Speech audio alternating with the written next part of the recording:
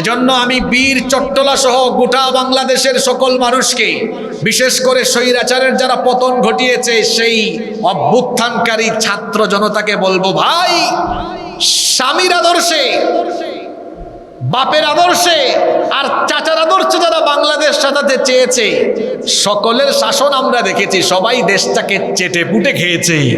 কেউ দেশটাকে উন্নতি আর সমৃদ্ধির জায়গায় নিয়ে যেতে পারেনি। এখন সময় এসেছে কুরআনওয়ালা আর ইসলামপন্থী আলেম উলামাদের হাতে এই দেশের দায়িত্ব তুলে দেওয়া। এদেশে আলেম ওলামারা বিভিন্ন ইসলামী দলের অনেক ইউপি মেম্বার, চেয়ারম্যান, সিটি কর্পোরেশনের কাউন্সিলর এবং পার্লামেন্ট মেম্বার ইতিপূর্বে হয়েছেন, মন্ত্রণালয়েও দায়িত্ব পালন করেছেন। আপনারা বলেন, বাংলাদেশের যে কোনো ইসলামী রাজনৈতিক দলের কোনো নেতা বা কর্মী কিংবা কোনো আলেম উলামারা কি ক্ষমতা পেয়ে ক্ষমতার অপব্যবহার করে লুটপাট দুর্নীতি করেছেন? বরং আমাদেরকে যারা স্বাধীনতা বিরোধী বলে, তারা দেশের মানুষকে স্বাধীনতার চেতনার ট্যাবলেট খাওয়ায়া দেশের টাকা লুটপাট করে বিদেশে পাচার করেছে। যার প্রমাণ এই চট্টগ্রামের ভূমিখাকু মন্ত্রী সাইফুজ্জামান। সাইফুজ্জামান না? হ্যাঁ, সাইফুজ্জামান। আল জাজিরা নিউজ করেছে, আখতারুজ্জামানের ছেলে সাইফুজ্জামান, দ্য মিনিস্টার মিলিয়নস। দেখছেন কিনা আপনারা? কারা কারা দেখেছেন? আরে বাপরে বাপ, জুতার দামই নাকি 6,500 পাউন্ড। জুতার দামই নাকি 6,500 পাউন্ড, 6,500 টাকা নাকি? অবাজি মুখে দি কথা বাইন নইব দেখি 6,500 টাকা বলেছি, কথা কন না কেন? 6,500 পাউন্ডকে টাকায় কনভার্ট করেন তো। হিসাব করে ফেলেছে 8 লক্ষ। চিন্তা করেছেন একজন এমপি বা মন্ত্রী রাষ্ট্রীয় যে সুযোগ সুবিধা পায়, যে বেতন ভাতা পায়, এটা দিয়ে কি জুতা কিনা সম্ভব? আমার তো মনে হয় বাংলাদেশের মানুষ পায় নাই, তারে পাইলে তার জুতা দিয়ে তারে পিটাইতো। এই রকম করে দেশটাকে চুরি, দেশের সম্পদ চুরি করে দেশটাকে তারা শেষ করে ফেলেছে। দেশের অর্থনীতি ধ্বংস। আজকে বেশ কিছু ব্যাংকে গেলে গ্রাহকরা তাদের টাকা উঠাইতে পারে না। বলছিলাম সব শাসন আমরা দেখেছি, এখন আমরা বাংলাদেশে আলেম উলামার শাসন, ইসলামী দলসমূহের শাসন দেখতে চাই। আমার নবীর চরিত্র কেমন? সাহাবায়ে কেরাম আম্মা জান আয়েশা রাদিয়াল্লাহু আনহার কাছে গিয়ে জিজ্ঞেস করলেন, ওগো আমাদের মা, আমাদের নবীর চরিত্র সম্পর্কে আমাদেরকে বলেন। আম্মা জান আয়েশা রাদিয়াল্লাহু আনহা তখন বললেন, কানা খুলুকুল কোরআন, এই কোরআন ছিল আমার নবীর চরিত্র। এই কোরআনে আমার নবীর চরিত্র সম্পর্কে বলা হলো। রব্বুল আলামিন বললেন, ওয়া ইন্নাকা লাআলা খুলুকিন আযীম, আর নিশ্চয়ই আপনি নৈতিকতার মানদণ্ডে এক পুত পবিত্র আদর্শের উপরে সুপ্রতিষ্ঠিত। সুবহানাল্লাহ। এখানে আল্লাহ তার নবীর চরিত্র বর্ণনায় তার নিজের একটি সিফাতি নাম, গুণবাচক নাম আল্লাহ ডেডিকেট করে দিয়েছেন। আযীম হচ্ছে আল্লাহর নাম। আযীম কার নাম? আরবিতে আযীম শব্দের অর্থ হলো, এটা এত ব্যাপক, এত গভীর, যার চাইতে বেশি গভীরতা, ব্যাপকতা আর থাকতে পারে না। আল্লাহ তার নবীর চরিত্রের ব্যাপারে আযীম শব্দ এজন্য দিয়েছেন যে নবীকে এমন চারিত্রিক পূর্ণতা দেওয়া হয়েছে, এই চরিত্রের উপরে আর কোনো চরিত্রই হতে পারে না। সুবহানাল্লাহ। আল্লাহ তার নবীর চরিত্র বর্ণনায় তার নিজের নাম যেমন দিলেন, ঠিক তেমনি ভাবে কোরআনে কারীম সম্পর্কে বলতে গিয়ে আল্লাহ তাআলা সেখানেও তার নিজের সিফাতি নাম আযীম শব্দ ব্যবহার করলেন। যেমন আল্লাহ তাআলা বললেন, ওয়ালাকাদ আতাইনাকা সাবআম মিনাল মাসানি ওয়াল কুরআনাল আযীম। আর অবশ্যই আমি আপনাকে নিত্য পাঠনীয় শব্দ বাক্য এবং কোরআনে আযীম দান করেছি। নবীর চরিত্র বোঝাতে গিয়ে বর্ণনা করতে গিয়ে আল্লাহ আযীম শব্দ দিলেন, আবার কোরআনের গুণ বর্ণনা করতে গিয়ে আল্লাহ আযীম শব্দ দিলেন। সেই কোরআন হলো আমার নবীর চরিত্র বলেছেন কি? এটা হলো প্রিন্টেড কোরআন, আর আমার নবী ছিলেন প্র্যাকটিক্যাল কোরআন। সুবহানাল্লাহ পড়েন। এজন্য যারা সত্যিকারের আশিক ও রাসূল হতে চাইবে, যারা নবীর সত্যিকারের আদর্শে আদর্শিত হতে চাইবে, তারা কোরআনের রঙে নিজের জীবনকে রাগিয়ে নেবে। কারণ এই কোরআন হলো আমার নবীর চরিত্র, কোরআন হলো আমার নবীর, জোরে বলেন তো, আমার নবীর চরিত্র কি? তাহলে আমাদের চরিত্র যদি আমরা নবী প্রেমে উদ্বুদ্ধ হয়ে নবীর আলোকে, নবীর আদর্শ মতো আমরা যদি আমাদের চরিত্রকে ধারণ করতে, লালন করতে চাই, তাহলে এই কোরআনের মতো আমাদের চরিত্র বানানোর দরকার আছে না নাই? আমরা আজকে এই কোরআন থেকেই হেদায়াতি কিছু কথা শুনবো। আল্লাহ আমাদেরকে আমলের তৌফিক দান করেন, বলেন আমিন। সম্মানিত ভাইয়েরা, আমি আপনাদের সামনে কোরআনুল কারীমের 9 নম্বর সূরাতু আত-তাওবা এর 111 নম্বর আয়াতে কারীমা তিলাওয়াত করেছি। এই আয়াতে আল্লাহ তাআলা প্রকৃত মুমিনদের পরিচয় তুলে ধরেছেন এবং সেই সকল মুমিনদের পরিণতি কি হবে সেটা আল্লাহ তাআলা অত্যন্ত চমৎকার করে বর্ণনা করেছেন। সুবহানাল্লাহ। বলেন তো দেখি, আমরা সবাই সত্যিকারের মুমিন হতে চাই কি চাই না? আমরা সবাই প্রকৃত মুমিন হতে চাই তো? তাহলে প্রকৃত মুমিন হতে হলে কি করতে হবে? এই আয়াতে তা তুলে দিয়েছেন কে? আবার প্রকৃত মুমিনদের পরিণতি কি হবে সেটাও এই আয়াতে যিনি স্পষ্টভাবে ঘোষণা করেছেন তিনি কে? তাহলে চলেন আমরা এই আয়াত থেকে সরাসরি আলোচনা আরম্ভ করি। কোরআনের তেলাওয়াত করলে সওয়াব হয় না গুনাহ হয়? তাহলে আমরা সওয়াবের নিয়তে আল্লাহর কালাম তিলাওয়াত করতে পারবো না ইনশাআল্লাহ? পরে আমার সঙ্গে আউযু বিল্লাহি মিনাশ শাইতানির রাজীম। বিসমিল্লাহির রহমানির রহিম। ইন্নাল্লাহা আশতারা মিনাল মুমিনিনা আনফুসাহুম ওয়া আমওয়ালাহুম বিআন্না লাহুমুল জান্নাহ। ইন্নাল্লাহা আশতারা, নিশ্চয়ই আল্লাহ ক্রয় করে নিয়েছেন, কিনে নিয়েছেন, খরিদ করেছেন, মিনাল মুমিনিনা, মুমিনদের থেকে, আনফুসাহুম ওয়া আমওয়ালাহুম, তাদের জান এবং মাল। ইন্নাল্লাহা আশতারা মিনাল মুমিনিনা আনফুসাহুম ওয়া আমওয়ালাহুম, নিশ্চয়ই আল্লাহ মুমিনদের কাছ থেকে তাদের জান এবং মাল কিনে নিয়েছেন। আল্লাহর শব্দ চয়নের নমুনা দেখেন, ইশতারা, কিনে নিয়েছেন। বুঝে থাকলে বলেন তো, আল্লাহ মুমিনদের জান মাল কিনবেন না কিনে নিয়েছেন? শব্দটা অতীত না ভবিষ্যৎ? কথা বুঝতেছেন না আপনারা? আল্লাহ কিনে নিয়েছেন, এটা অতীত না ভবিষ্যৎ? যদি ভবিষ্যৎ হতো তাহলে আল্লাহ বলতেন আল্লাহ কিনবেন। আল্লাহ কিনবেন বলেন নাই, বলেছেন নিশ্চয়ই আল্লাহ কিনে নিয়েছেন। তাহলে শব্দটা অতীতের না ভবিষ্যতের?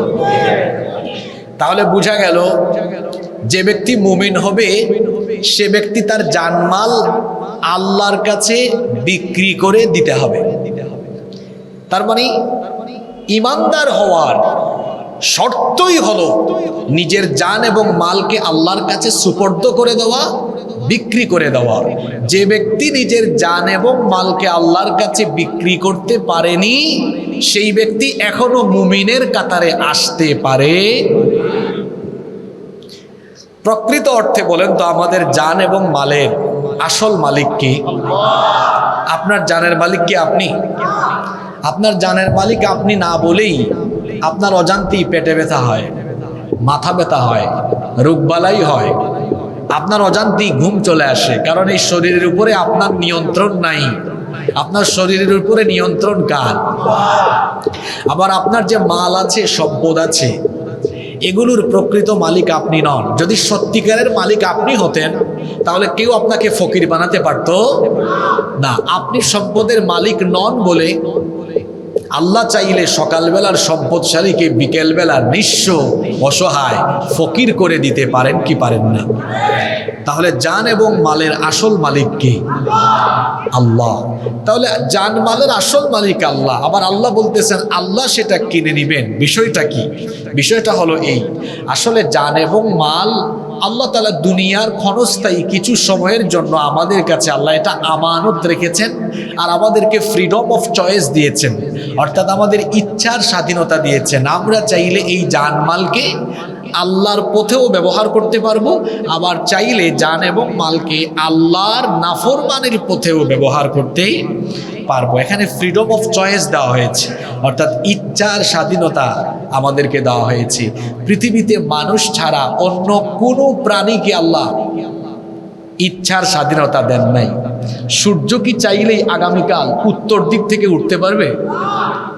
সূর্যের জন্য আইন ফিক্সড করা, কিয়ামতের সিংহাধনের আগ পর্যন্ত পূর্ব দিকে উঠবে, পশ্চিম দিকে ডুবে যাবে, ফিক্সড। আল্লাহর হুকুম ছাড়া বাতাস চালু কিংবা বন্ধ হতে পারবে?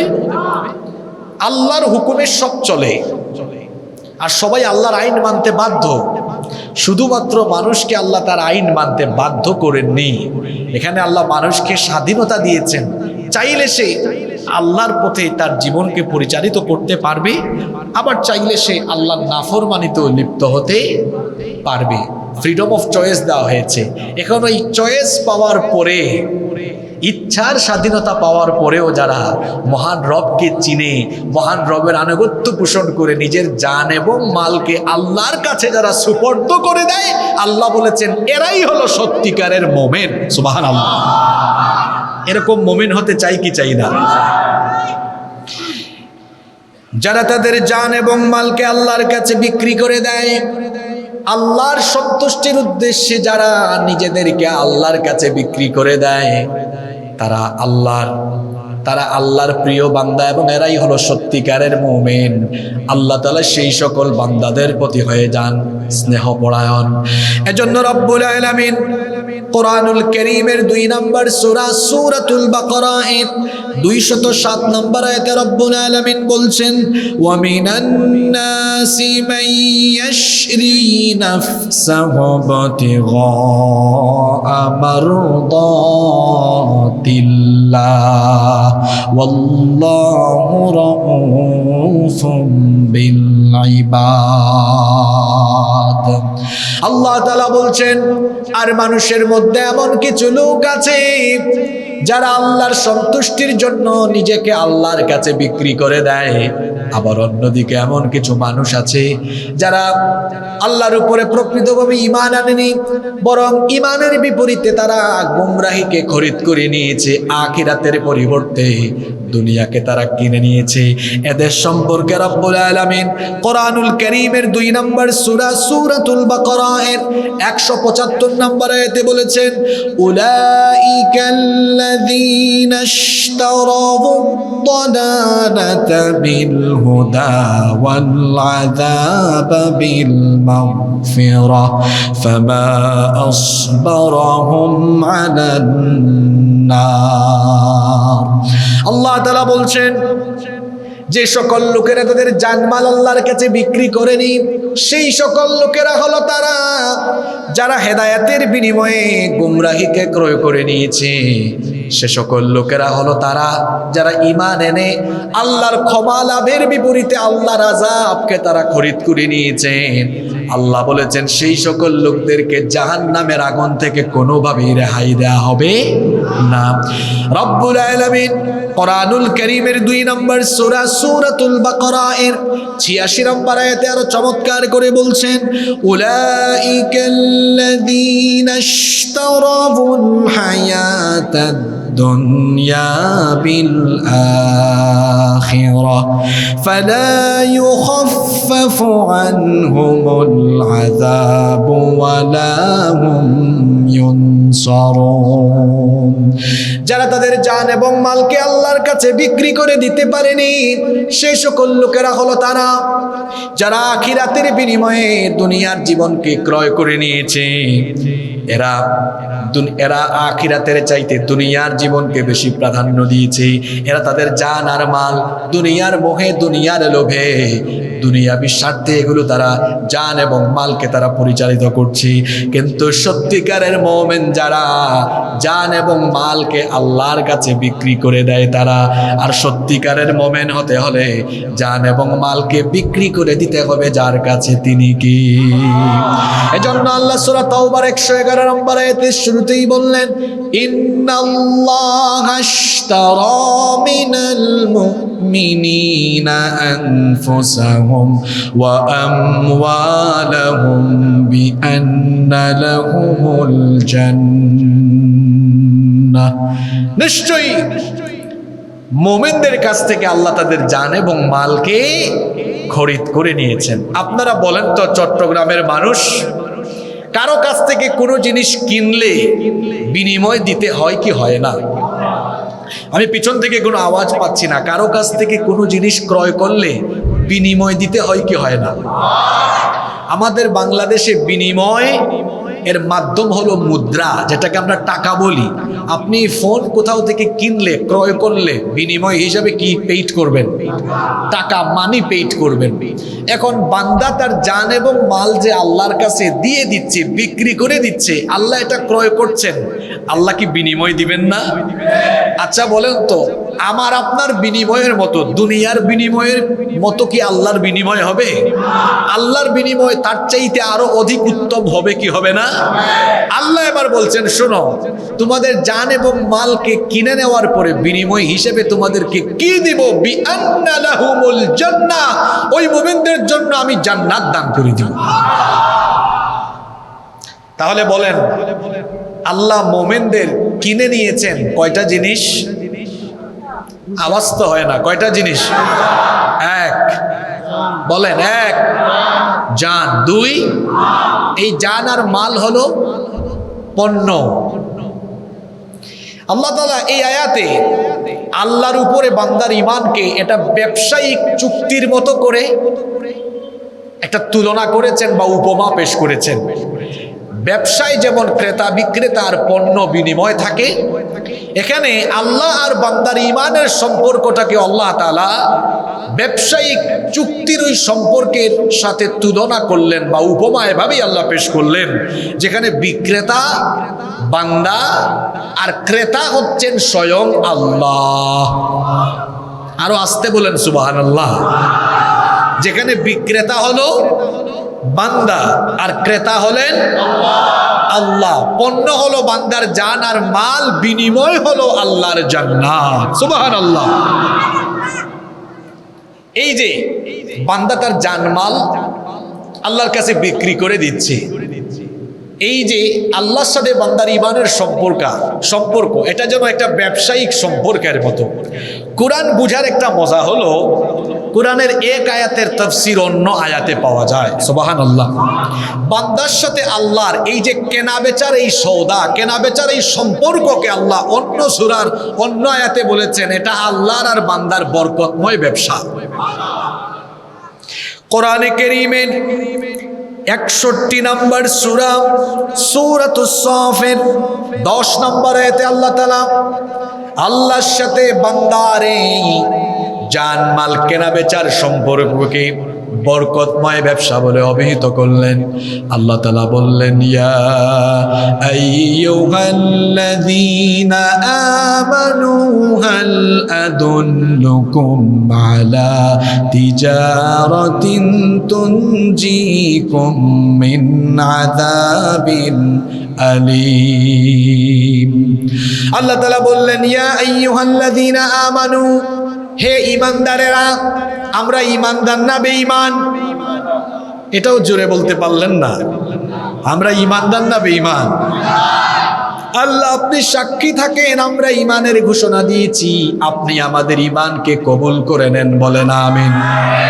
আল্লাহ এখানে আমাদেরকে লক্ষ্য করে বলছেন, হে ঈমানদারেরা, হাল আদুল্লুকুম আলা তিজারা, আমি কি তোমাদেরকে এমন একটি ব্যবসার সন্ধান দেব না যেই ব্যবসা করলে পরে তুনজিকুম মিন আযাবিন আলীম, এই ব্যবসার কারণে রব্বুল আলামিন কিয়ামতে আখিরাতে তোমাদেরকে কঠিন আযাব থেকে বাঁচিয়ে দিবেন।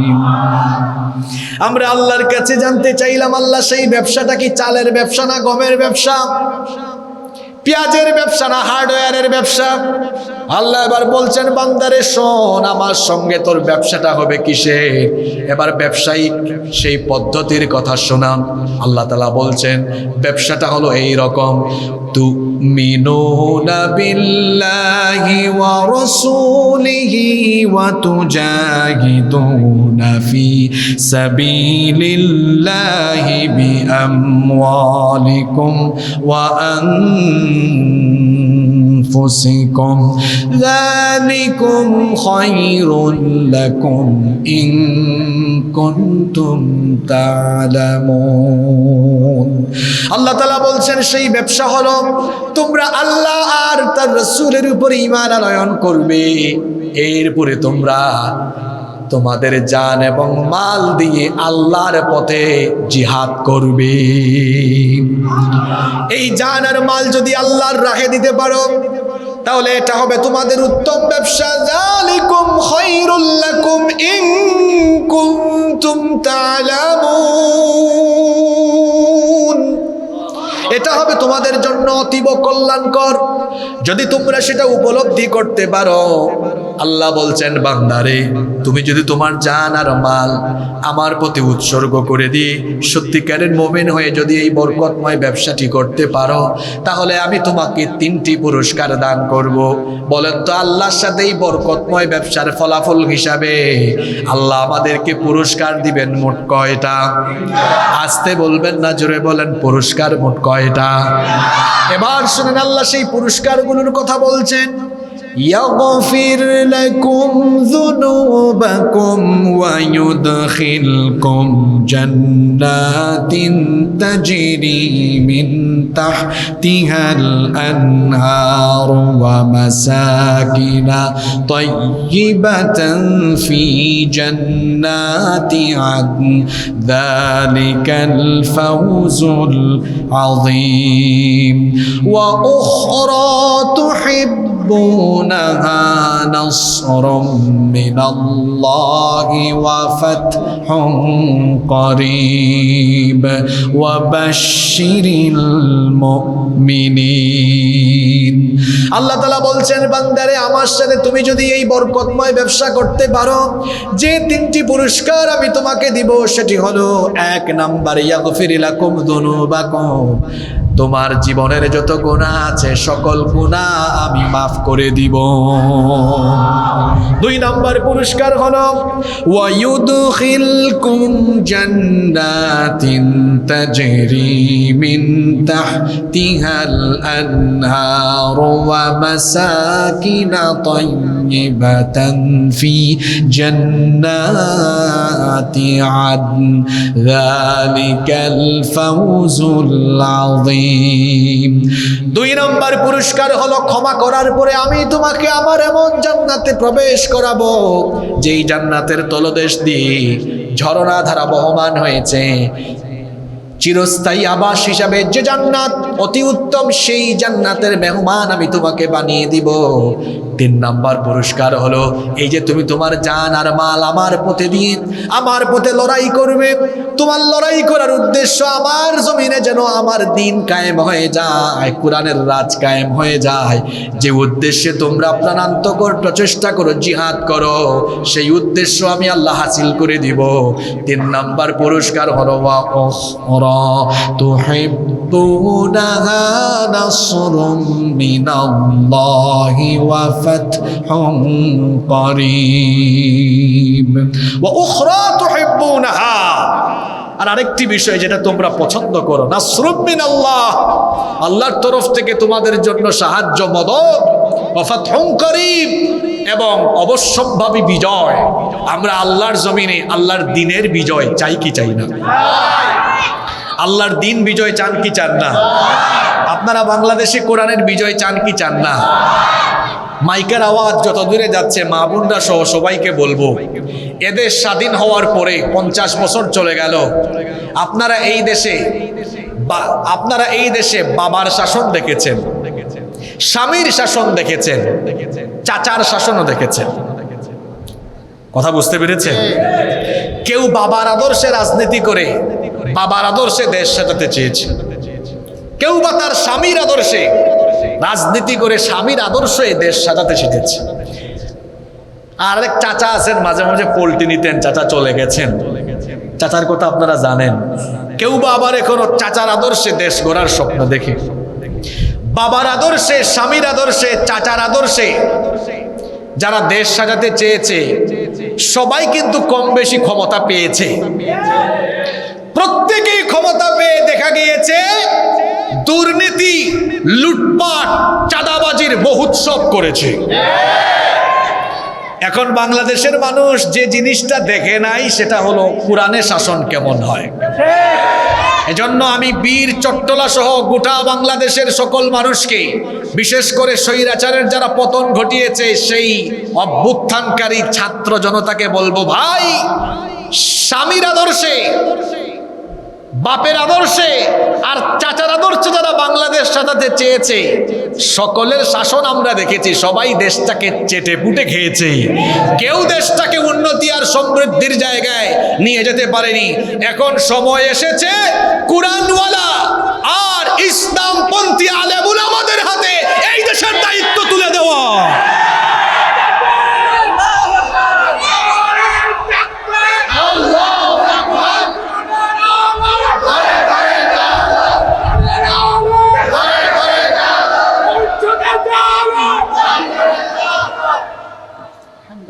আপনারা কোরআনের শাসন চান তো?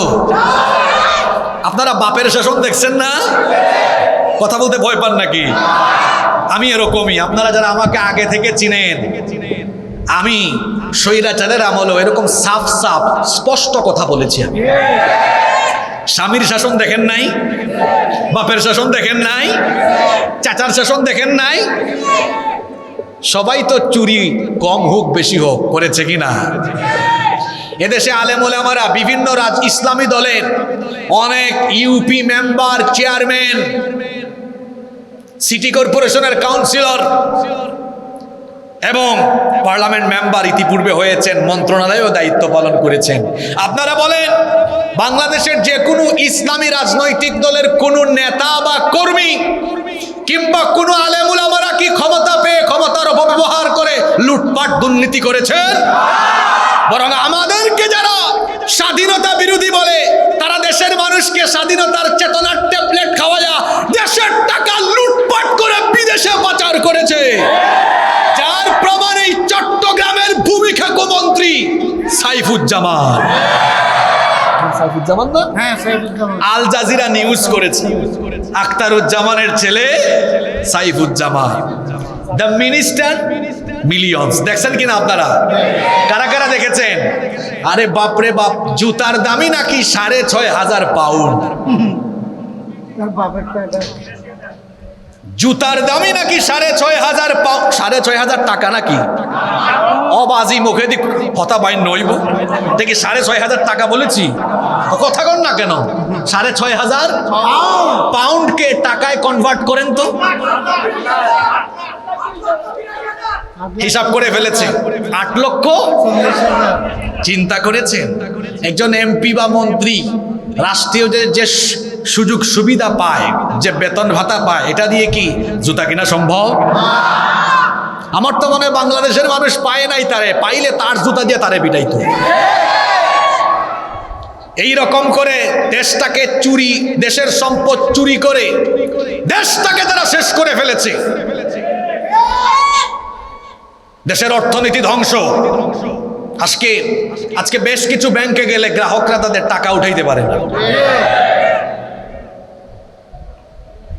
বলছিলাম সব শাসন আমরা দেখেছি। এখন আমরা বাংলাদেশে আলেম ওলামার শাসন, ইসলামী দলসমূহের শাসন দেখতে চাই। কারা কারা চান দুহাত তুলে আল্লাহকে দেখান।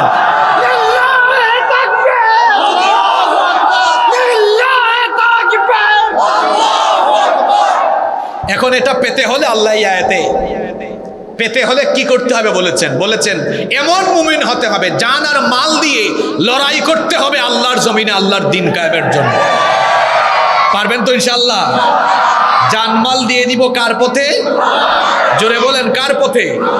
এটা দিলে কি হবে? আল্লাহ বলেছেন 3 নাম্বার পুরস্কার যেটা চেয়েছো ওইটাও দিয়ে দিব, তোমাদের স্বপ্নের বাস্তবায়ন ঘটিয়ে প্রতি ইঞ্চি জমির উপরে আমি কোরআনের রাজ কায়েম করে দিব। আল্লাহু আকবার। তাহলে এই বরকতময় ব্যবসা করতে রাজি আছেন তো? এটাকে আল্লাহ বলেছেন বরকতময় ব্যবসা। কিছু মানুষ আছে না, জানমাল দ্বীন কায়েমের জন্য নয়, তার শরীরের শক্তিও যায় তথাকথিত নেতার চামচামি করতে করতে, আমার ভাই তোমার ভাই। আর দেখবেন আরেকজনের শুভেচ্ছা সে জানায়। বুঝেন না এই কথা আমার? তার ছবি দিয়া নিচে দিয়া অনেকগুলা ছবি, অমুক ভাইয়ের তরফ থেকে আমরা সবাই শুভেচ্ছা জানাইলাম, তোমার এই চামচামি করতে কে বলেছে? এরপরে রাস্তায় বের হয়ে স্লোগান, আমার ভাই তোমার ভাই, অমুক ভাই তমুক ভাই। প্রিয় অভিভাবক, এটা তো আছেই, আস্থার শেষ ঠিকানা।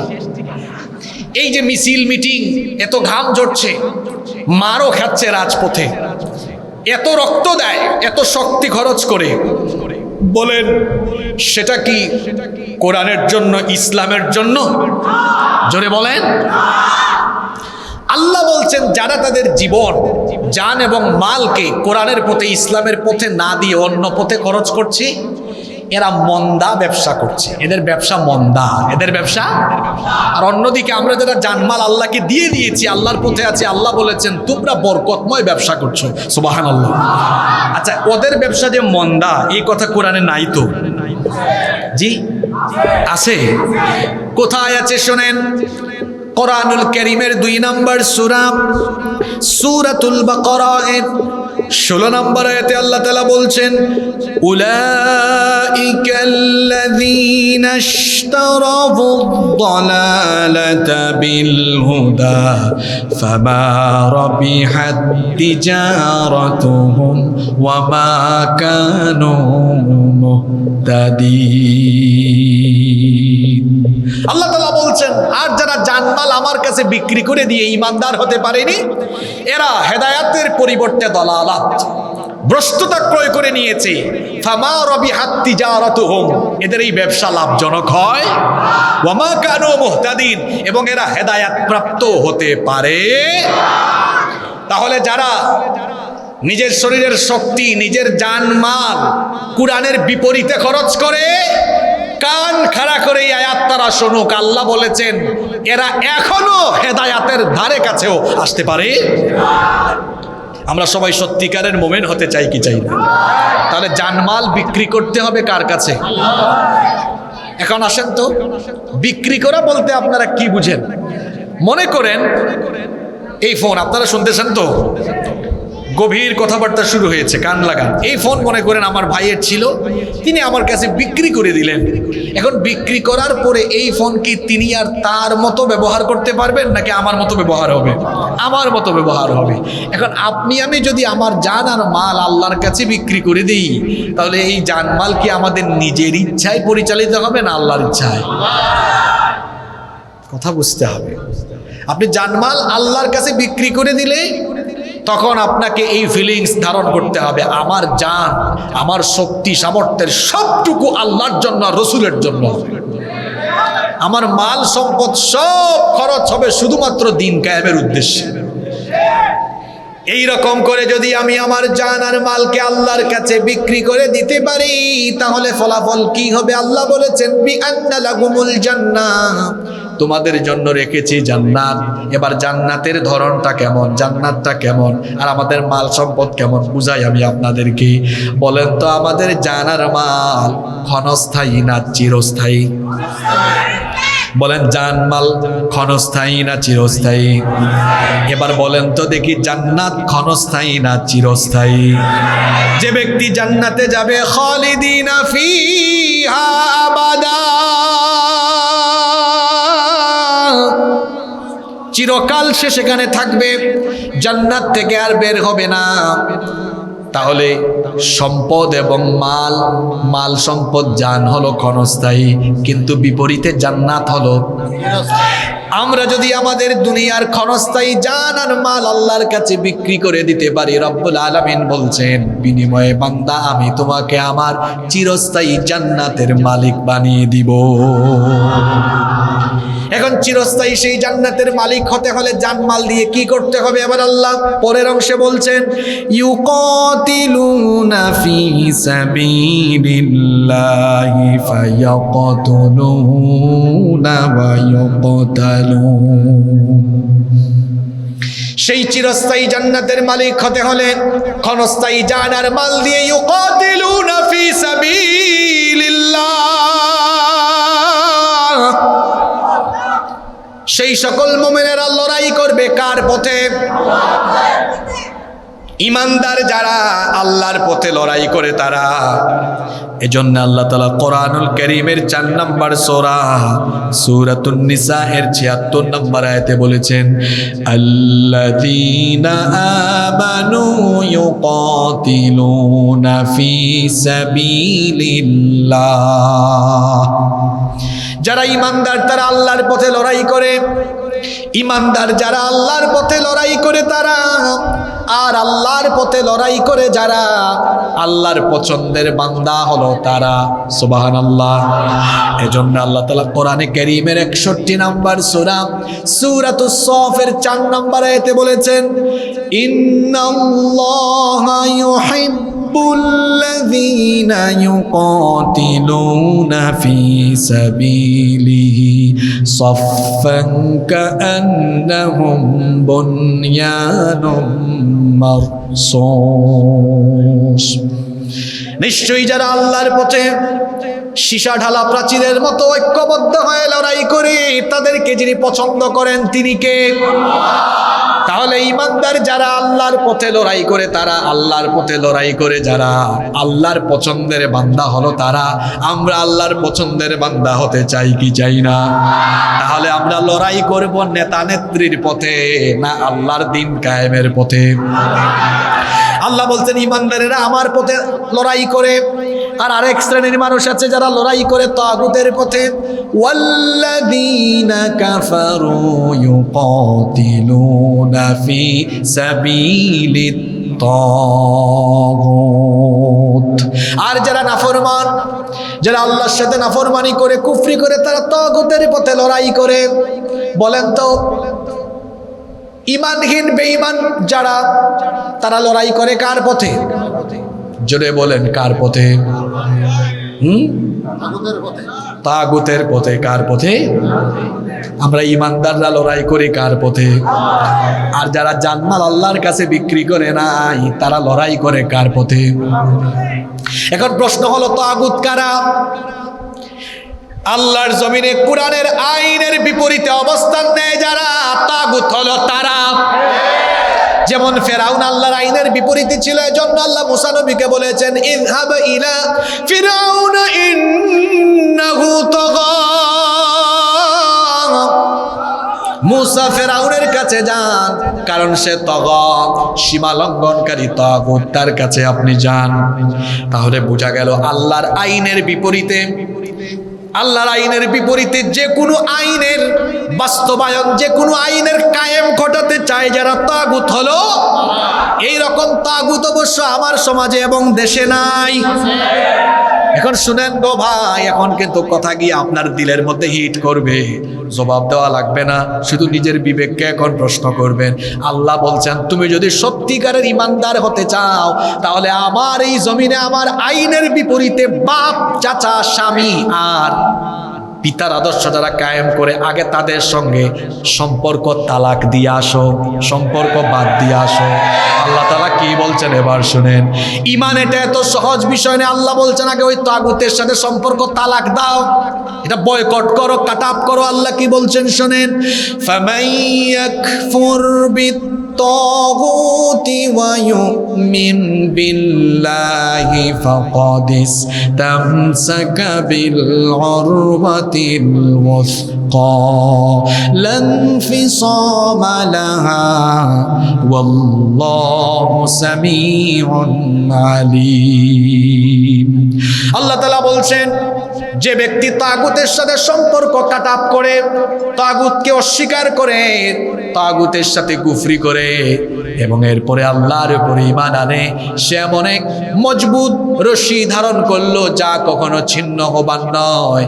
আর তাগুতের সাথে সম্পর্ক ছিন্ন করে জানমাল আল্লাহর কাছে বিক্রি করে দিয়ে ঈমানদার হয় যারা, কোরআনে আল্লাহ বলেছেন আল্লাহর ওলি হলো তারা। আপনাদেরকে এদেশের কিছু মাজার পূজারি শিখিয়েছে পীর হতে গেলে মাজার লাগবে, খানকা লাগবে। আর আল্লাহ শিখিয়েছেন আল্লাহর ওলি হতে হলে কি করা লাগবে। দেখেন এর পরের আয়াত আল্লাহ বলছেন আমার ওলি হতে হলে তাগুতের সাথে সম্পর্ক কাটাপ করে আসতে হবে। যদি আসতে পারো তাহলে কি হবে? আমি সেই সকল ইমানদারদেরকে আমার ওলি বানিয়ে নিব। আল্লাহ পরের আয়াতে বললেন আল্লাহু ওয়ালিয়্যুল্লাযীনা আমানু ইউখরিজুহুম মিনায-যুলুমাতি ইলান নূর। ইমানদার যারা আল্লাহর ওলি হলো তারা, ইমানদার যারা সেই সকল ইমানদারদের অভিভাবক যিনি হয়ে যান, জোরে বলেন তিনি কি?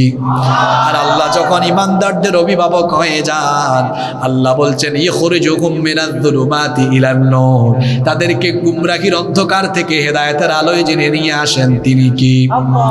অন্যদিকে যারা তাগুতের সাথে দহরম মহরম বাদ দিতে পারে না, তাগুতের সাথে যাদের উঠা বসা চলাফেরা, আল্লাহ তাদের ব্যাপারে বলছেন ওয়াল্লাযীনা কাফারু আউলিয়াউহুমুত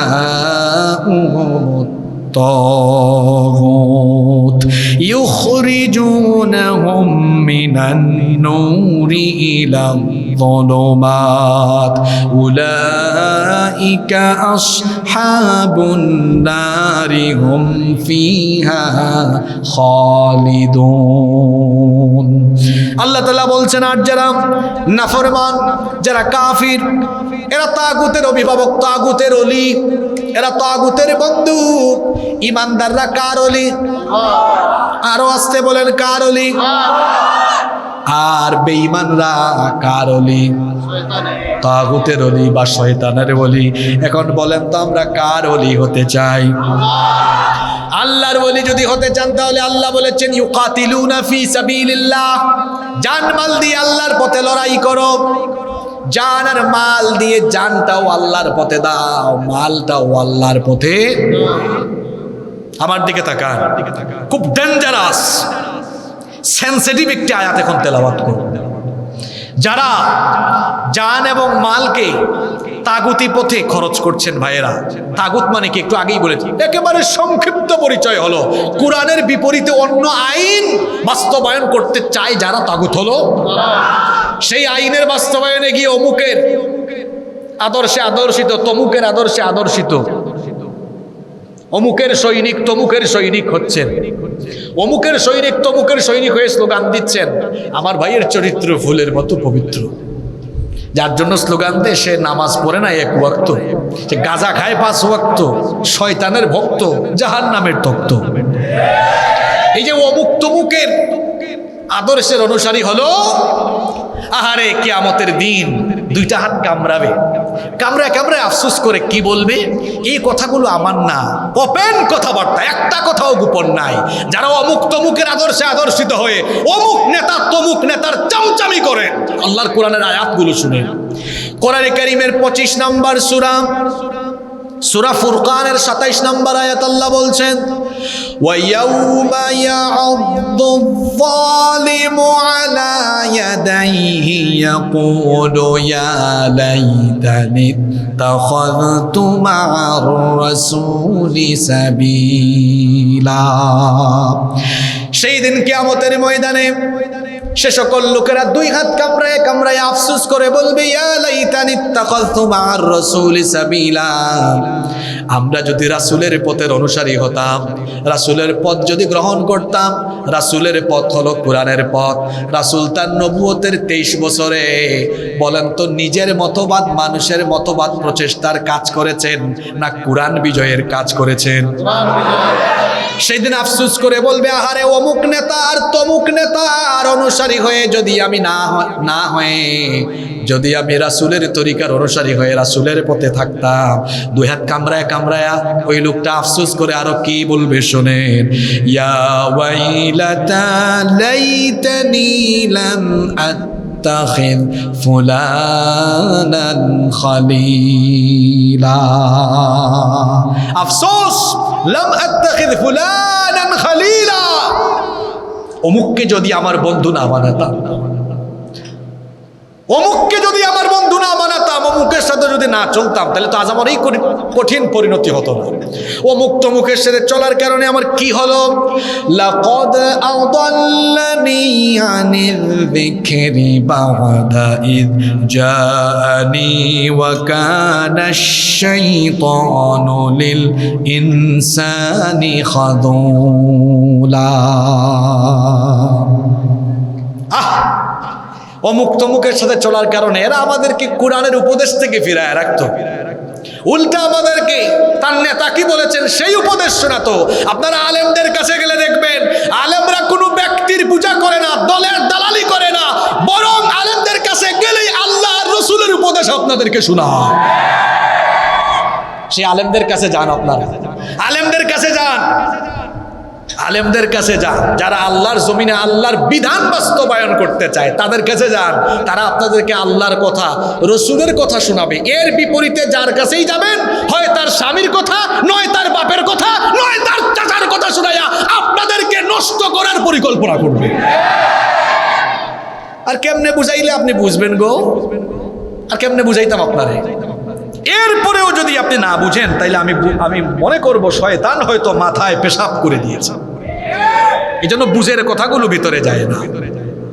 আল্লাহ আমাদেরকে হেদায়াত দান করুন, আল্লাহ আমাদেরকে সঠিক বুঝ দান করুন।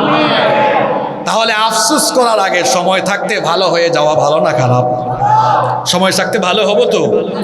এজন্য যুবকদেরকে, তরুণদেরকে বলবো, আমার ভাইয়েরা, আপনাদের জান মাল, শরীরের শক্তি আর সামর্থ্য কোনো নেতার সামনে পিছনে চামচামি করার জন্য দেওয়া হয় নাই। আপনার তারুণ্য আর যৌবন দেওয়া হয়েছে কোরআনের মিছিলে শামিল হয়ে কোরআনের রাজ কায়েম করার জন্য।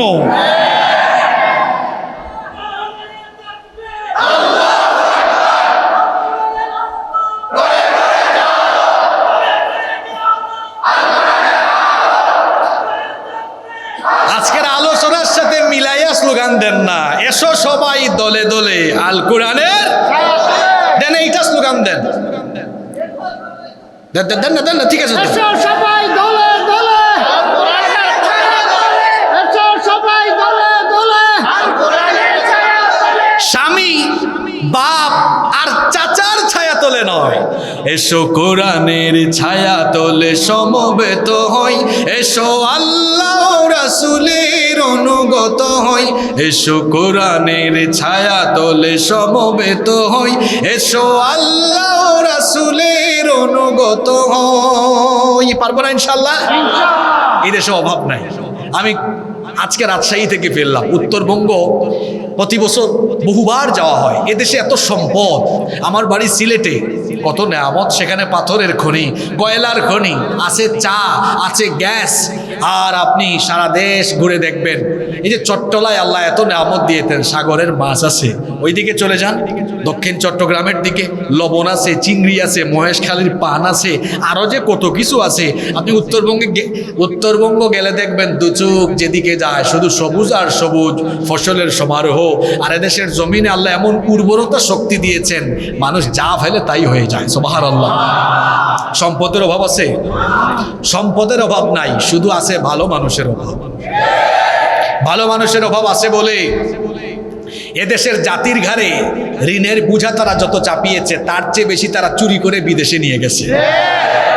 তাহলে বোঝা গেল ভালো মানুষের সম্পদ আছে। শুধু এই সম্পদকে কাজে লাগানোর জন্য আর মানুষের মধ্যে ইনসাফ ভিত্তিক সুষম বন্টন নীতি কায়েমের জন্য আল্লাহওয়ালা সৎ মানুষদেরকে রাষ্ট্র ক্ষমতায় শুধু বাংলাদেশে প্রয়োজন আছে। এই জিনিসটা যদি হয়ে যায়, আমরা আল্লাহর আইন চাই আর সৎ লোকের শাসন চাই। আমরা চাই কি চাই না? এটা যদি আমরা বাস্তবায়ন ঘটাতে পারি, বাংলাদেশ বদলে যাবে ইনশাআল্লাহ। আল্লাহ বলছেন, সত্যিকারের মুমিন হতে চাও তো জান আর মাল দিয়ে লড়াই করতে হবে। কার পথে? আরো জোরে বলেন, কার পথে? তো লড়াই করলে, আল্লাহর জমিনে আল্লাহর দিন কায়েমের চেষ্টা করলে বাধা বিপত্তি, কিছু মার খাওয়া, জেলে যাওয়া কিংবা শহীদ হওয়া, এই পরিস্থিতি আসতে পারে কি পারে না? আমার নবী যখন এই কাজ আরম্ভ করলেন, নবীজি এবং তার সাথে সাহাবীরা কি ফুলের মালা পেয়েছেন নাকি রক্ত দিয়েছেন? জোরে বলেন। তাহলে আমরাও এটা করতে গেলে রক্ত দেওয়া লাগতে, নির্যাতন আসতে, শাহাদাতের ঈদগাহে শামিল হওয়া লাগতে। এজন্য আল্লাহ এখানে বললেন, ইউকাতিলুনা ফি সাবিলিল্লাহ, এরা লড়াই করবে আল্লাহর পথে।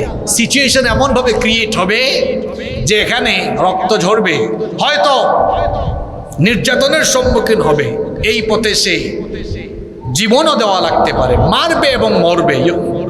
ফায়াকতুলুনা ওয়া ইউকতালুন, এই পরিস্থিতি আসতে পারে, রক্ত দেওয়া লাগতে পারে।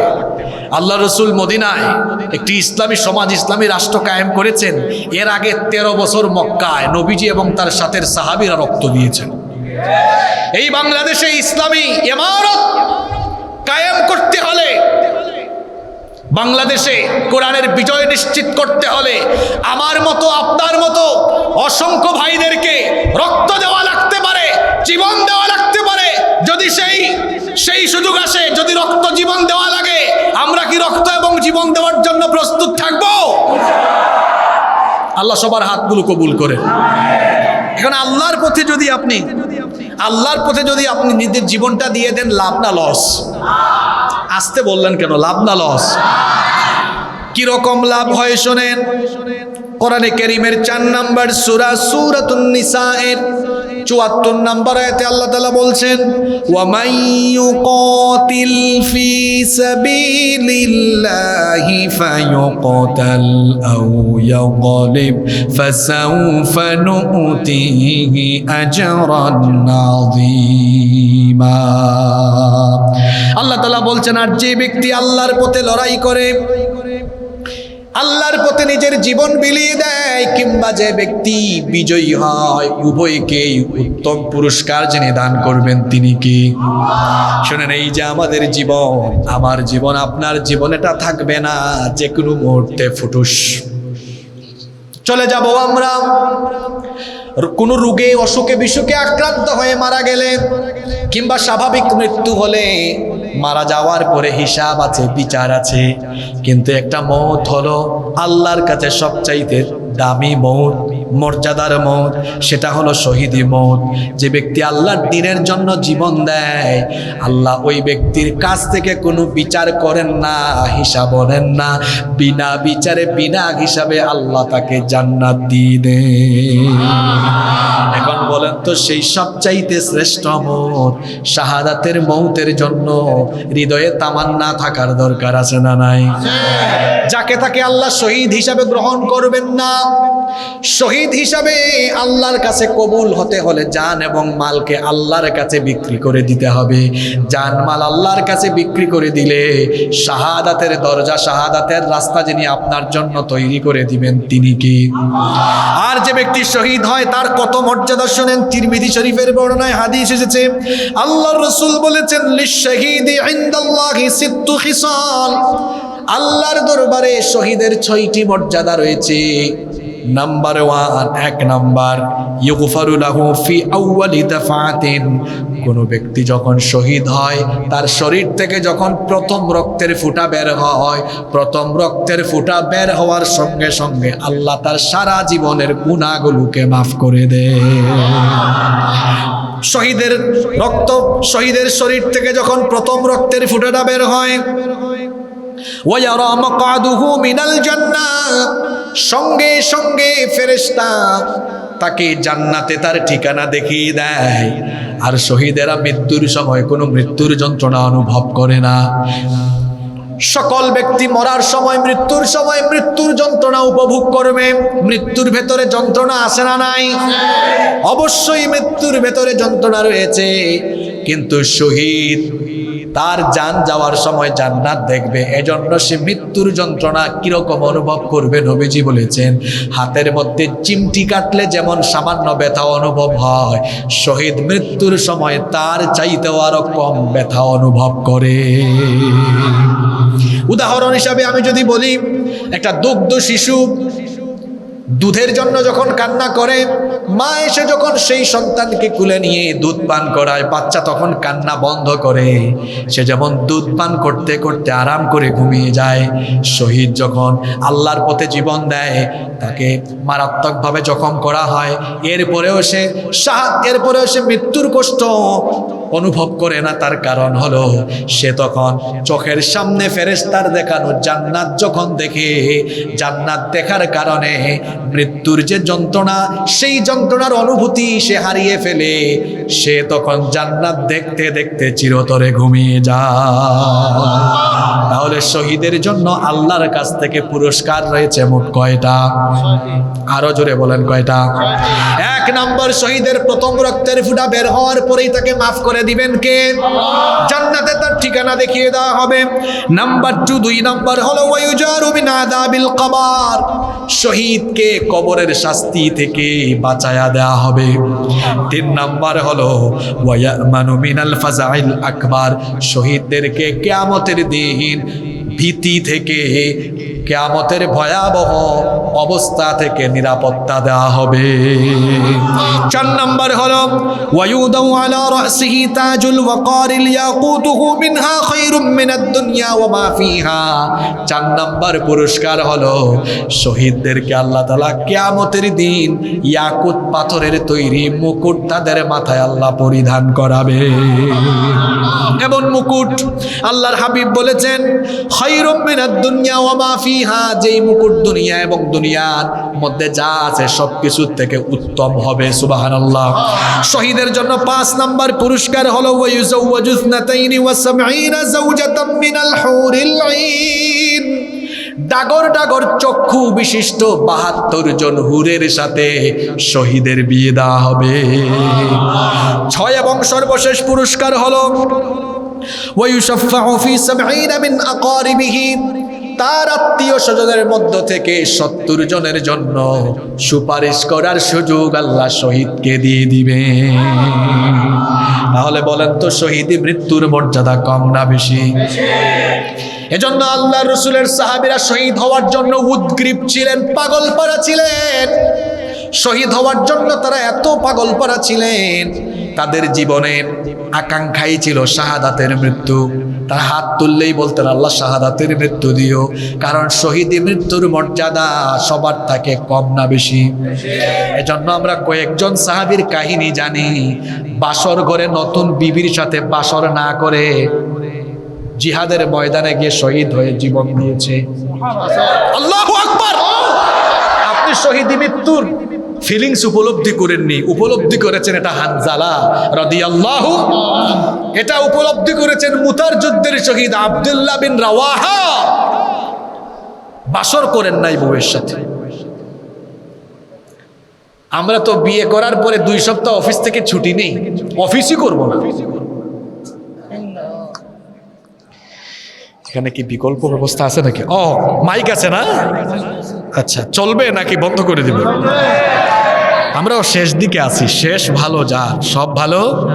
আপনারা মোবাইলের লাইটগুলো জ্বালায় দেন, অসুবিধা নাই। কষ্ট হচ্ছে আপনাদের? আচ্ছা, তো বলছিলাম সাহাবীরা শাহাদাতের মৃত্যুর মর্যাদা বুঝতেন, এজন্য নতুন বিবিকে রেখে জীবন দিয়েছেন, শহীদ হয়েছেন। সুবহানাল্লাহ পড়েন। আপনি তো বিয়ে করার পরে বাসর ঘর হয়, এরপরে আপনার 2 সপ্তাহ 3 সপ্তাহ অফিসেও যান না, ছুটি কাটান, বউয়ের সাথে সময় কাটান।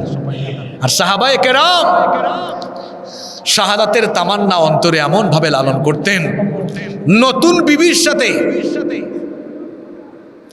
বিবির সাথে সময় না কাটিয়ে শহীদ হওয়ার সুযোগ এসেছে, জীবনটাকে আল্লাহর পথে দিয়ে দিয়েছে। আমরা আরেকজন সাহাবীর নাম জানি, জুলাইবিব রাদিয়াল্লাহু আনহু। নামটা কি বললাম? জুলাইবিব রাদিয়াল্লাহু আনহু। চলে এসেছে, আলহামদুলিল্লাহ পড়ে। যুবক ভাইরা আছে না ঘুমাই গেছে? যুবক ভাইরা আছে না ঘুমাই গেছে? আপনাদের মতো একজন যুবক ছিলেন, আমি নামটা কি জানি বললাম, তবে আপনাদের মতো চেহারা সুরতে তো সুন্দর না, আপনারা তো স্মার্ট মানুষ, সবাই কত সুন্দর চেহারা আপনাদের। জুলাইবিব রাদিয়াল্লাহু আনহু অল্প বয়সী একজন তরুণ, অল্প বয়সী একজন যুবক। চেহারা ছিল, গায়ের চামড়া ছিল কুচকুচে কালো, অত্যন্ত বেটে মানুষ ছিলেন, অখ্যাত বংশের একজন মানুষ ছিলেন, খুব গরিব মানুষ ছিলেন, অসহায় মানুষ ছিলেন, কালো চামড়ার অধিকারী। এত গরিব মানুষ, তিনি থাকতেন আল্লাহ রসুলের আহলে সুফার মধ্যে। আসমান ছিল তার শামিয়ানা, মাটি ছিল তার বিছানা, এমনকি পানি পান করার জন্য এরকম একটা পাত্র তার কাছে ছিল না। হাদিসে এসেছে 2 হাতের অঞ্জলি ভরে কুয়া অথবা নল থেকে তিনি পানি পান করতেন। মানুষ খাবার খেয়ে উচ্ছিষ্ট ফেলে দিলে সেই উচ্ছিষ্ট তিনি খাবার হিসাবে গ্রহণ করতেন। এই রকমের একজন সাহাবী ছিলেন, যুবক মানুষ, তরুণ মানুষ, আল্লাহর নবীর সাহাবী জুলাইবিব রাদিয়াল্লাহু আনহু। আল্লাহ রসুল একদিন মসজিদে নববীতে সাহাবীদেরকে নিয়ে বসা, এমন সময় জুলাইবিব রাদিয়াল্লাহু আনহু হেঁটে যাচ্ছেন। নবীজি সাহাবীদেরকে বললেন, তোমরা কি তাকে চিনো নাকি? এত অখ্যাত বংশের মানুষ, তাকে কে আর চিনবে? সাহাবায়ে কেরাম বললেন, না, তাকে আমরা চিনি না। কিন্তু দেখেন নেতৃত্বের গুণাবলী কেমন হয়। একজন নেতা, তিনি তার সর্বনিম্ন পর্যায়ের কর্মীরও খোঁজ তিনি রাখবেন, এটাই হচ্ছে নেতৃত্বের গুণাবলী। আল্লাহ নবী বললেন, তোমরা তাকে না চিনলে কি হবে? তাকে আমি চিনি, এ হলো আমার সাহাবী জুলাইবিব। আল্লাহ নবী জুলাইবিবকে ডাকলেন, বললেন, জুলাইবিব আলা তাতাজাওয়াজ, তুমি কি বিয়ে করবে না? শুনতেছেন আপনারা? ও জুলাইবিব, তুমি কি বিয়ে করবে না? জুলাইবিব বললেন, জুলাইবিবের কাছে কোন মা বাবা তার মেয়েকে বিয়ে দিবে? কারণ জুলাইবিবের আরেকটা নাম হলো দামিম। দামিম মানে হলো কুৎসিত চেহারার অধিকারী। জুলাইবিবের চেহারা কালো, চামড়াও কালো, জুলাইবিব দেখতে বেটে। তারপরে জুলাইবিবের বংশ অত নামি দামি বংশ না, জুলাইবিবের ঘর বাড়ি নাই, তার কাছে কোন পিতামাতা তার মেয়েকে বিয়ে দিবে? ওগো নবী, আমি আখিরাতের আশায় আছি, আখিরাতে আল্লাহ আমাকে উত্তম স্ত্রী দান করবেন। নবীজি দ্বিতীয় দিন, পরের দিন আবারও জুলাইবিবকে একই রকমের প্রশ্ন করলেন, জুলাইবিব একই রকমের উত্তর দিলেন। তৃতীয় দিন নবীজি জুলাইবিবকে একই রকমের প্রশ্ন করলেন, জুলাইবিব একই রকমের উত্তর দিলেন। সেই দিন নবীজি জুলাইবিবকে বললেন, হে জুলাইবিব, তুমি আমার অমুক আনসারী সাহাবীর বাড়িতে যাও, গিয়ে বলো আল্লাহর রাসূল তোমাকে বিবাহের প্রস্তাব দিয়ে পাঠিয়েছেন। আমার ওই আনসারী সাহাবীর একজন সুন্দরী কন্যা আছে, গিয়ে বলবা আল্লাহর রাসূল প্রস্তাব দিয়েছেন, তারা যেন তাদের মেয়েকে তোমার সঙ্গে বিবাহ দেয়। শুনতেছেন তো আপনারা? রাসূলের আদেশ পেয়ে জুলাইবিব রওনা করলেন। জুলাইবিব রাদিয়াল্লাহু আনহু রওনা করলেন, ওই আনসারী সাহাবীর বাড়িতে দরজায় নক করলেন। আনসারী সাহাবী দরজা খুললেন, বললেন, মান আনতা, আপনি কে? জুলাইবিব বললেন, আনা জুলাইবিব, আমি হলাম জুলাইবিব। তখন আনসারী সাহাবী বললেন, কেন এসেছেন? তিনি বললেন, আমাকে আল্লাহর হাবিব এখানে পাঠিয়েছেন। এই কথা শোনা মাত্রই রাসূলুল্লাহ বলেন সাল্লাল্লাহু আলাইহি ওয়াসাল্লামের মেহমান সঙ্গে সঙ্গে বড় আদর করে, সম্মান করে ঘরের ভেতরে ঢুকালেন। তারপরে বললেন, আল্লাহর রাসূল কেন আপনাকে পাঠালেন? তিনি বললেন, আল্লাহর রাসূল আপনার মেয়ের জন্য বিবাহের প্রস্তাব পাঠিয়েছেন। তিনি মনে মনে ভাবলেন, সম্ভবত আল্লাহর রাসূল নিজের জন্য বিবাহের প্রস্তাব দিয়েছেন। তিনি বললেন, আল্লাহর নবী যদি আমার মেয়ের জন্য বিবাহের প্রস্তাব পাঠান, আমার কোনো কথা নাই, আমার মেয়েকে আল্লাহ রাসূলের কাছে বিয়ে দিয়ে দিব। তখন জুলাইবিব রাদিয়াল্লাহু আনহু বললেন, না, আল্লাহর রাসূল তার নিজের জন্য প্রস্তাব পাঠান নাই, প্রস্তাব পাঠিয়েছেন আমার সাথে বিয়ে দেওয়ার জন্য। তখন ওই সাহাবীর মন খারাপ হয়ে গেল। আনসারী সাহাবী বললেন, ঠিক আছে আমি একটু ভিতরে যাই। সরাসরি তো হ্যাঁ না কিছুই বলা যায় না, কারণ মেহমানটা হলো রাসূলের সাল্লাল্লাহু আলাইহি ওয়াসাল্লাম। ভেতরে গেলেন, তিনি তার স্ত্রীর সাথে পরামর্শ করলেন। স্ত্রী একটু আড়াল থেকে যখন তাকে দেখলেন কুচকুচে কালো চামড়া, চেহারা সুন্দর না, বেটে মানুষ এসেছেন তার বডির মধ্যে। তার এই বদনে ধুলোবুলি বদনে উস্কো খুস্কো চুল নিয়ে হাজির হয়েছেন। তিনি দেখে বললেন, এত কালো, এত কুৎসিত চেহারার, এত বেটে প্রকৃতির এই গরিব অসহায় ছেলের সাথে আমাদের মেয়ে, সুন্দরী মেয়েটাকে বিয়ে দিতে পারবো? এই পিতামাতার কথোপকথন ভেতর থেকে শুনে ফেলেছেন তাদের মেয়ে তখন বললেন, আমার মা আর বাবা শোনেন, আল্লাহর রাসূলের প্রস্তাব ফিরিয়ে দেওয়ার মতো এত বড় স্পর্ধা, দুঃসাহস কি করে হলো আপনাদের? আল্লাহু আকবার। পিতামাতা তখন বললেন, ওগো আমাদের কন্যা, আবেগ দেখায়ও না, একটু আড়াল থেকে ছেলেটাকে দেখো, বিবাহের শখ শেষ হয়ে যাবে। তখন মেয়ে বললেন, আড়াল থেকে দেখা লাগবে না, কোনো প্রকার চিন্তা ভাবনা যাচাই বাছাই ছাড়া আল্লাহর রাসূলের প্রস্তাব আমি গ্রহণ করে নিলাম। রাসূলুল্লাহ সাল্লাল্লাহু আলাইহি ওয়াসাল্লাম প্রস্তাব দিয়েছেন, এটা আমি যাচাই বাছাই করব না, আমি এটা মেনে নিলাম। সুবহানাল্লাহ। বিয়ে হয়ে গেল। শুনতেছেন তো আপনারা? যুবক ভাইরা আছে না, ঘুমিয়ে গেছে? কি হয়ে গেল? বিবাহ হয়ে গিয়েছে। এখন এটা ছেলে আর মেয়ের স্বপ্নের রাত হলো বিবাহের প্রথম রাত। জুলাইবিব রাদিয়াল্লাহু আনহু বাসর ঘরে নতুন বউয়ের কাছে এমন সময় বাহির থেকে আওয়াজ আসলো, আইনা জুনুদুল্লাহ, আল্লাহর সৈন্যরা কোথায়, আল্লাহর মুজাহিদরা কোথায়? জিহাদের ডাক এসেছে, যুদ্ধের দামামা বেজে উঠেছে। রাসূলুল্লাহ সাল্লাল্লাহু আলাইহি ওয়াসাল্লাম নিজে তিনি জিহাদের ডাক দিয়েছেন। বর্ণনাকারী সাহাবী বলেছেন, তীরের ধনুক থেকে তীরের ফলা থেকে যেমন ধনুক দ্রুত গতিতে ছুটে যায়, জুলাইবিব জিহাদের কথা শুনে শাহাদাতের তামান্নায় নতুন বিবির কাছ থেকে বিদায় নিয়ে দ্রুত গতিতে তিনিও জিহাদের ময়দানে ছুটে চলে যান। সুবহানাল্লাহ। সেখানে গিয়ে লড়াই করতে করতে জুলাইবিব রাদিয়াল্লাহু আনহু শহীদ হয়ে গেলেন। যুদ্ধ শেষ হওয়ার পরে নবীজি ময়দানে আসলেন, সাহাবীদেরকে বললেন, সকল শহীদদের লাশের সমবেত করো। শহীদদের লাশগুলোকে সমবেত করা হলো। নবীজি বললেন, সবার লাশই তো দেখছি, কিন্তু আমার হাবিবের লাশ কোথায়? আমার, জোরে বলেন তো, কি বলছি? নবীজি নাম বলেন নাই, বলেছেন কি? হাবিব। আমার হাবিবের লাশ কোথায়? সাহাবীরা বললেন, ওগো আল্লাহর রাসূল, আপনার হাবিবকে তো আমরা চিনি না। নবীজি বললেন, আমার হাবিব হলো আমার জুলাইবিব। তোমরা তাকে চেনো না, আমি তাকে ঠিকই চিনি। নবীজি বললেন, তোমরা তাকে খুঁজে বের করার দরকার নাই, আমি রাহমাতাল লিল আলামিন নিজেই তাকে খুঁজে বের করব। নবীজি এবার নিজেই খোঁজাখুঁজি আরম্ভ করলেন। 7 জনের মরদেহের পাশে, 7 জন কাফিরের মরদেহের পাশে নবীজি একটা লাশ দেখলেন।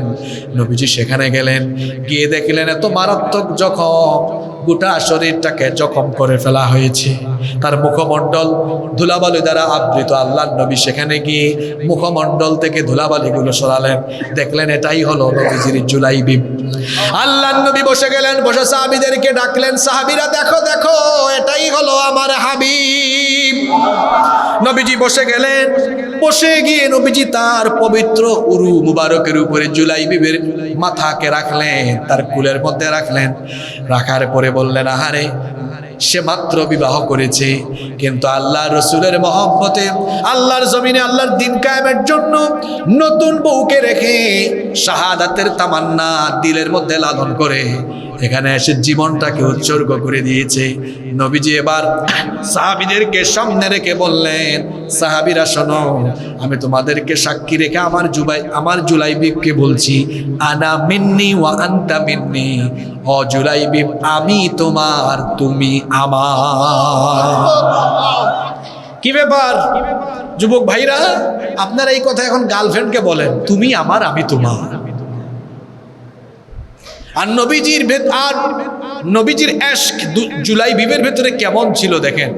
জুলাইবিব তো জানমাল বিক্রি করে দিয়েছেন কার কাছে? জীবন দিয়েছেন। রাসূলুল্লাহ সাল্লাল্লাহু আলাইহি ওয়াসাল্লাম এসে বলছেন, জুলাইবিব আমার সাথে প্রেম এশকে তুমি উত্তীর্ণ, তুমি আমার আমি তোমার। আমরা আছি জিলাপিতে, বিরানিতে, আর আছি মিছিলে, ঠিক কিনা বলেন? আর রাসূলুল্লাহর সাহাবীরা ছিলেন জিহাদের ময়দানে, লড়াইয়ের ময়দানে, শাহাদাতের ঈদগাহে জীবন দেওয়ার ক্ষেত্রে সর্বাগ্রে। এটার নাম রাসূলুল্লাহর ইশক, এটার নাম মহব্বত, এটার নাম হচ্ছে প্রকৃত আশেকে। আর আমার দেশে যে যত বেশি জিলাপি খাইতে পারে, যে যত বেশি মিলাদ পড়তে পারে, সে তত বড় আশেকে রাসূল। আপনারা কি আমার কথা বেজার হইলেন নাকি? রাগ করলেন নাকি? বলেন, জুলাইবিবের চাইতে বড় আশিকে রাসূল আপনি হতে পারবেন? আরে আপনাকে তো রাসূলুল্লাহ ডাক দেন নাই, বলেন নাই, আর জুলাইবিবকে বলেছেন তুমি আমার আমি তোমার। তা কত বড় আশিকে রাসূল চিন্তা করেন আপনি। ঘটনা কিন্তু শেষ হয় না, শুনতেছেন তো আপনারা? আল্লাহর রাসূল জুলাইবিবের দেহকে ডান দিকে ঘুরাই দিলেন। কোন দিকে? সাহাবীরা বললেন, নবীজি আপনি তার চেহারা ডান দিকে ঘুরাই দিলেন কেন? নবীজি বললেন, আমার জুলাইবিবের লজ্জা বেশি, সম্মান বেশি, আত্মসম্মানী মানুষ। জুলাইবিব তার নিজের বউকে বাসর ঘরে রেখে শাহাদাতের তামান্না দিলে রেখে শহীদ হয়েছে। আল্লাহ তার শাহাদতে এত খুশি হয়েছেন, জান্নাতের হুরেরা দলে দলে আসতেছে তাকে অভ্যর্থনা জানানোর জন্য। সুবহানাল্লাহ। আমার জুলাইবিবের শরম বেশি তো, লজ্জা বেশি তো, এজন্য তার চেহারাটাকে ঘুরিয়ে আমি দিয়েছি। সুবহানাল্লাহ। আমার ভাইয়েরা, আল্লাহ রসুল এইরকম এক ঝাঁক সাহাবী পেয়েছিলেন যারা নিজেদেরকে শাহাদাতের ঈদগাহে শামিল করার দীপ্ত প্রত্যয় নিয়ে নবীজির সাথে ছিলেন।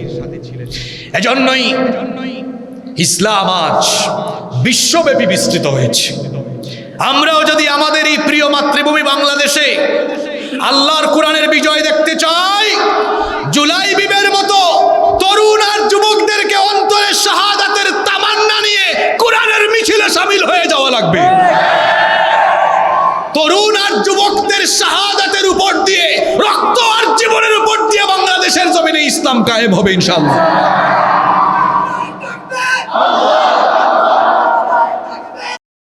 আলো। আর আমি বাংলাদেশে গত 6 বছর ধরে গোটা বাংলাদেশে বলতেছি, এই স্লোগান পরিবর্তন করেন। প্রথমে বলেন আল কোরআনের আলো হৃদয় নো, আগে মানুষের হৃদয়ে হৃদয়ে জ্বালো। গত 15 বছর তো মানুষের ঘরে ঘরে কোরআনের দাওয়াত নিয়ে, ইসলামের দাওয়াত নিয়ে যাইতে পারেন না। এখন সুযোগ এসেছে, ঘরে ঘরে চলে যেতে হবে। ঘরে ঘরে গিয়ে, বাড়িতে বাড়িতে, বাসায় বাসায় গিয়ে মানুষের অন্তরে কোরআনের আলো জ্বালাতে হবে। যদি মানুষের অন্তরে কোরআনের আলো জ্বালানো যায়, তাহলে এই কোরআন পাগল মানুষরাই গণবিস্ফোরণ ঘটিয়ে দেখবেন বাংলাদেশে একদিন ইসলামের বিপ্লব ঘটাবে। সিস্টেমে আসেন, সিস্টেমের বিপরীতে যাইয়েন না। আবেগ দিয়ে সবকিছু হয়। জিহাদের প্রথম স্তর কি বলেন? জিহাদ মানে কি? যুদ্ধ। জিহাদ একটা প্রক্রিয়া। এই প্রক্রিয়ার প্রথম ধাপ হচ্ছে দাওয়াত। প্রথম ধাপ কি? তা আপনি কোরআনের দাওয়াত দিয়ে মানুষের অন্তরে কোরআনের নূর না ঢুকিয়ে আপনি কি কোরআনের বিপ্লব ঘটাতে পারবেন? এজন্য বলেছি, হ্যাঁ কোরআনের আলো ঘরে ঘরে জ্বালো, ঠিক আছে, কিন্তু স্লোগানটা এভাবে হবে, কোরআনের আলো হৃদয়ে হৃদয়ে, কোরআনের আলো এরপরে ঘরে ঘরে জ্বালো, এরপরে সমাজে জ্বালো, সংসদেও।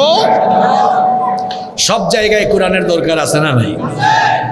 এখন রবিউল আউয়াল মাস চলছে, আল্লাহর নবীর শান মান নিয়ে আলাপ হচ্ছে, কিন্তু আমাদের বাংলাদেশে খুব কম এই আলোচনা হয়। আমাদের নবী যেমন ছিলেন মসজিদে, যেমন ছিলেন মসজিদের মেম্বরে, আমার নবী তেমনি ছিলেন বিচারকের আসনে।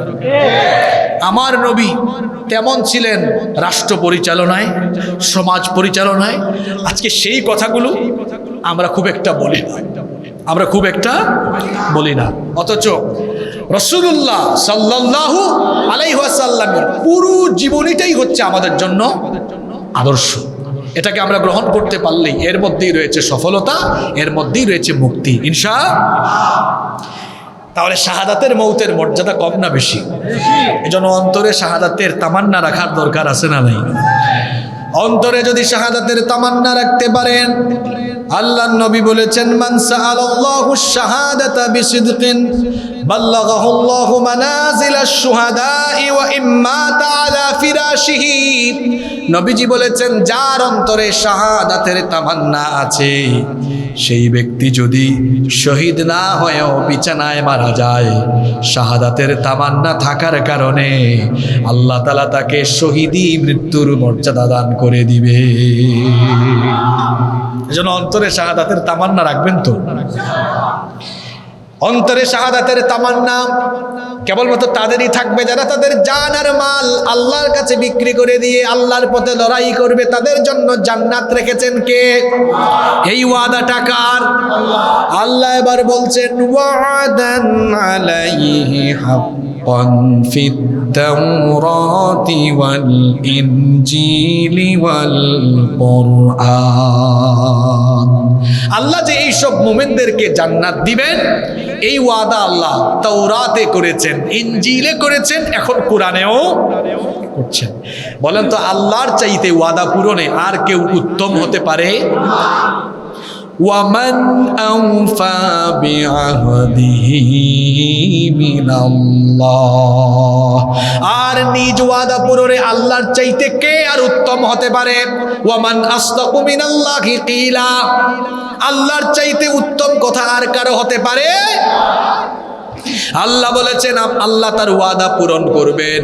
ইন্না ওয়াদাকুম ওয়াদাল হক। নিশ্চয়ই আল্লাহ তোমাদের সাথে যত ওয়াদা করেছেন সেই ওয়াদা তিনি পূরণ করবেন। সুতরাং তোমরা যারা জানমালকে আল্লাহর কাছে বিক্রি করে প্রকৃত মুমিন হতে পেরেছো, তোমরা শোনো, আল্লাহ বলছেন, ফাস্তাবশিরু বিবাইইকুমুল্লাযী বায়াতুম বিহি। জানমাল আল্লাহর কাছে বিক্রি করে দেওয়া যে সওদা, যে কেনা বেচার উপায় তোমরা অবলম্বন করেছো, তোমরা যারা এটা বিক্রি করেছো, তোমরা আল্লাহর তরফ থেকে সুসংবাদ গ্রহণ করো। সুবহানাল্লাহ পড়তে ইচ্ছে করে না? আল্লাহ বলছেন, জান এবং মাল আল্লাহর কাছে বিক্রি করে দিয়ে প্রকৃত ঈমানদার হবে যারা, জান্নাত পাবে তারা। আর এটি হলো এমন এক সফলতা, আল্লাহ বলেছেন, যালিকা হুয়াল ফাউজুল আযীম। এটা হচ্ছে সবচেয়ে বড় সফলতা। এই সফলতার উপরে আর কোনো সফলতা হতে পারে? আচ্ছা বলেন তো, জান্নাত পাওয়ার চাইতে বড় কোনো সফলতা আর আছে? বলেন, আছে? এজন্য আল্লাহ সূরা মুমিনুনে বলেছেন, প্রকৃত সফলকাম তারা, জান্নাতি যারা। বর অন্য আয়াতে আল্লাহ বলেছেন, ফামান যুহজিহা আনিন নার ওয়া উদখিলাল জান্নাতা ফাকাদ ফাজ।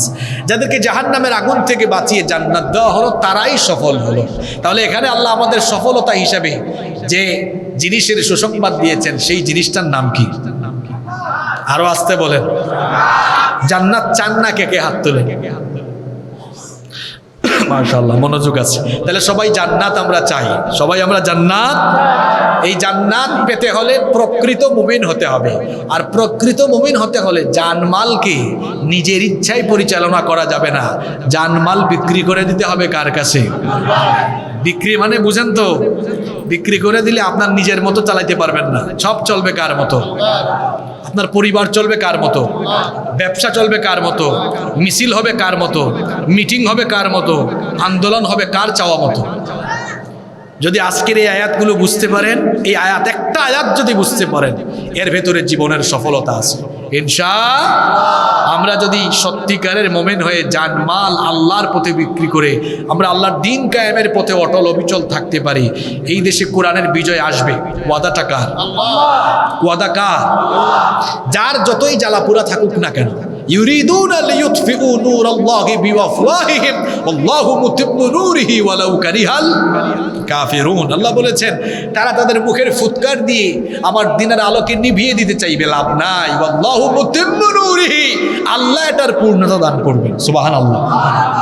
এই বাংলাদেশে কোরআনের রাজ, কোরআনের বিপ্লব কায়েম হবেই হবে ইনশাআল্লাহ।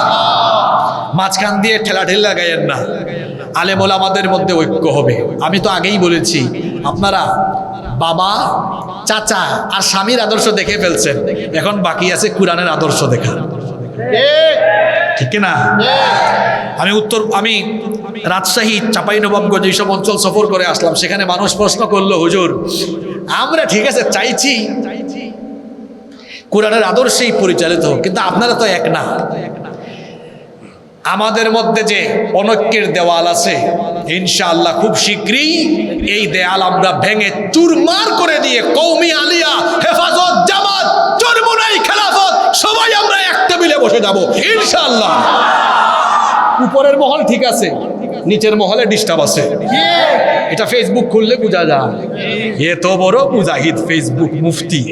আরে বাপ রে বাপ, তার কমেন্ট দেখলে মনে হয় কেন্দ্রীয় দায়িত্বশীল।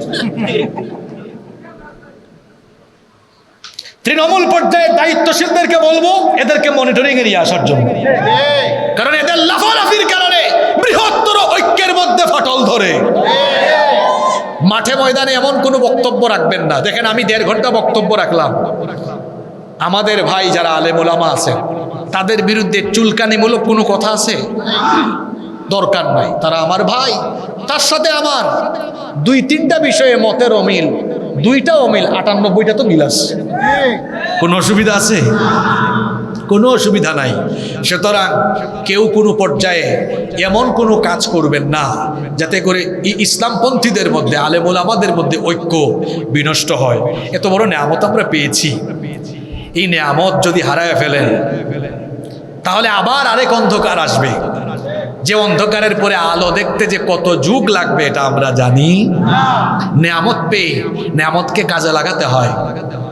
আসুন একটু উদারতা লালন করি, আমরা একজন আরেকজনকে বুকে জড়িয়ে নিই।